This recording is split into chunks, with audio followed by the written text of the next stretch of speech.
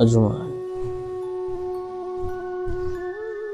भाई जी, लोग आ रहे हैं, कह रहे हैं खाने का इंतजाम करो, क्योंकि ये तो आजकल की रस्म है।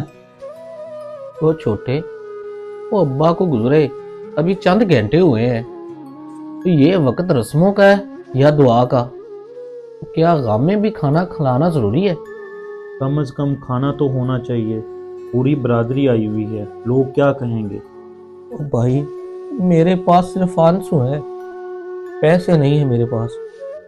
भाई, खाना बनाना जरूरी है, वरना लोग बातें करेंगे। ऐसा ना हो कि गम से ज्यादा इन लोगों की बातें हमें तोड़ दें। भाई, गम अपनी जगह मगर रस्में भी निभानी पड़ती हैं।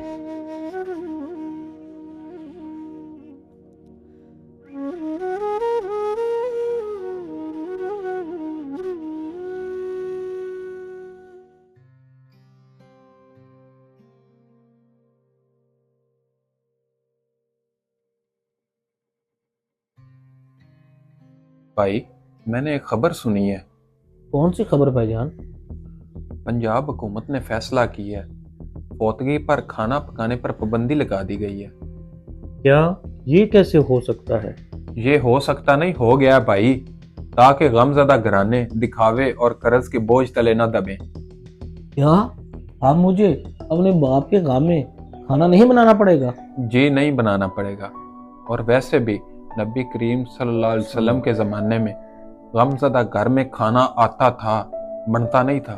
अगर कानून भी हमें यही कहता है और दीन भी यही सिखाता है, तो फिर हमें कानून और दीन के खिलाफ जाने की कोई जरूरत नहीं। आज हम खाना नहीं बनाएंगे, और जो मेरे वालिद के लिए दुआ करना चाहे करे, यही सबसे बड़ी दावत है। जी भाई, आपने बात बिल्कुल ठीक की है। खाना मैं भेज दूंगा, गम आपका है, हम बोझ नहीं बनने देंगे आप पर।